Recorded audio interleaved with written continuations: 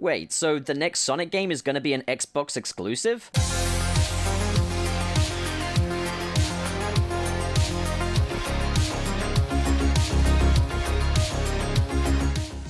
What's crack-a-lackin', my fellow home dogs? It's your old pal Channel Pup. And rumors and leaks are suggesting that at E3 of 2020, Microsoft and Sega would be making a big announcement together. Over the past couple of years, Microsoft have been video game development studios, in a bid to expand their repertoire of first-party video games, and that at E3 2020, they would be announcing their buyout of Sega, who would be developing video games for Xbox Game Studios. And we have this allegedly leaked image revealing that potential partnership. Now, there are pros and cons to that potential prospect. Over the past couple of decades, Sega's quality control has proven to be a little bit iffy, a little bit inconsistent. A few duds ended up slipping, and there's been some weird management problems at Sega, so maybe a change of management and another company overseeing everything they do could be a positive thing. But here's why it's a negative thing for me. And this is just such a first world problem, but I'm sure there's going to be many people that feel the same way. I love Sonic games, I want to be able to play every single one of them, but I also really love Spider-Man, and I can't afford both consoles. I always just get one console per generation, if that. Would Sonic himself be enough to sell me on buying a different console? Well, if I were to answer that, it could give Microsoft some ideas. But at the same time, I guess if Microsoft were to buy Sega, it wouldn't necessarily rule out Sonic games being playable on PC. So again, potential positives. Now, earlier in the year, the head of Xbox, Phil Spencer, did state that he wanted to work with some of the amazing talent that can be found in Japan. Maybe what he's talking about there is Sega. At the same time, though, it must be stated that this is incredibly unlikely and needs to be taken with a pinch of salt. A lot of my information here comes from author Derek Strickland for TweetTown. A link will be in the comments below. For starters, Sega have absolutely no reason to sell their company, as fiscally they're in a pretty good condition. Obviously, COVID-19 is hitting all kinds of revenue streams, however, Sega is still looking really good at the moment, so it's highly unlikely that Sega would ever consider a buyout, while in the position that it's currently in. They are still making upwards of $1 billion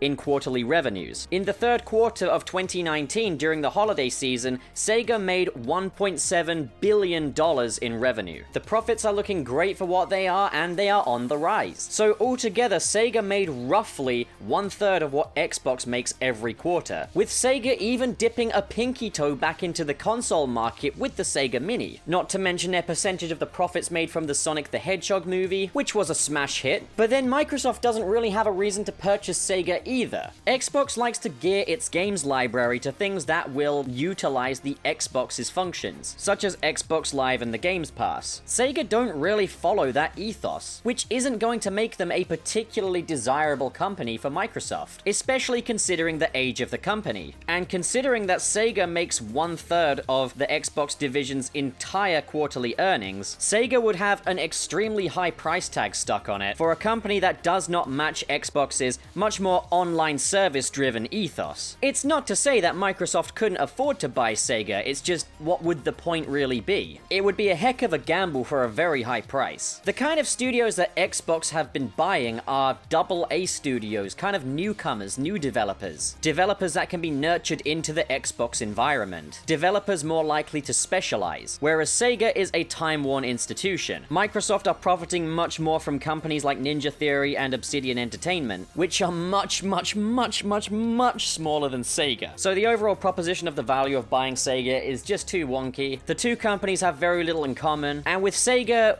there's no reason for them to sell anything at this stage, and if they were to sell anything, they wouldn't start with the company, it would begin with their mascots. They'd sell Sonic before they'd sell Sega, and if we have learned anything, Sega are completely unwilling to sell Sonic to anyone, especially with his popularity on the rise all over again thanks to his major motion picture. So I'd say take the quote-unquote links with a big spoonful of salt, because to be honest, none of it sounds right. None of it sounds correct. The actual statistics don't line up at all, so rest easy, PS4 and Nintendo Switch players, I guess. As for the future of Sonic, I think all of us are kind of assuming that there's going to be a game next year to celebrate the 30th anniversary. Given the huge changes in the console market coming, this year to be precise, with the PlayStation 5 and the Xbox Series X, I wouldn't expect a Sonic game next year, or an announcement this year. I would expect an announcement next year, and it will be like what was done with Sonic Forces, where it's announced on the anniversary year, and the game comes the next year.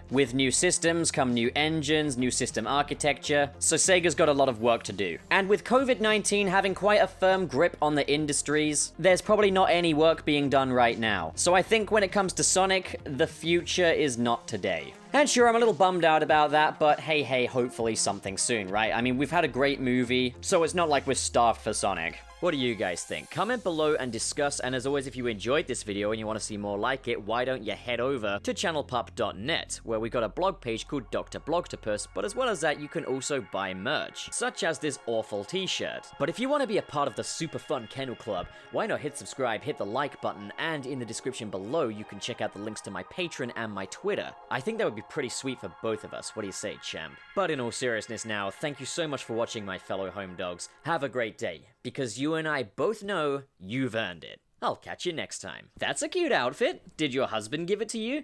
Because you could get a way better costume from Zentai Zone. Check out their range of custom-made, tailored superhero costumes. Ridiculously good quality, value, and customization. Link is in the description below, as well as my coupon code CHANNELPUP, where you can get a discount off of your purchase. And while you're at it, why not get your suit designed by my talented buddy Dan from New Blood Dan's workshop? You can contact him via the link in the description below. Seriously, guys, you do not want to miss out on your chance to be your favorite superhero and feel authentic and professional. And you don't want to miss out on that Channel Pup discount.